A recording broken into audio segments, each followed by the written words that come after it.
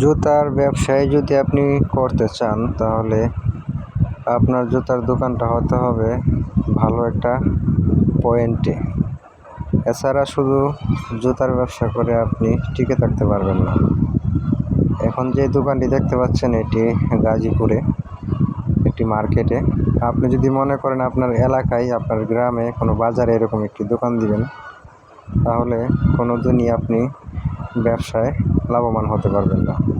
কারণ গ্রাম এলাকার মধ্যে শুধুমাত্র জুতা নিয়ে বসে থাকলে আপনার ব্যবসায় লাভবান হতে পারবেন না। গ্রাম এলাকায় যদি আপনি ব্যবসা করতে চান, জুতা রাখতে পারেন, জুতার পাশাপাশি কাপড়, থ্রি পিস, বাচ্চাদের কাপড়, বিভিন্ন আইটেম রাখতে পারেন। বিশেষ করে গ্রাম এলাকায় যদি কেউ জুতার ব্যবসা শুরু করতে চান, পাঁচমিশালি আইটেম নিয়ে শুরু করতে পারেন। ধন্যবাদ।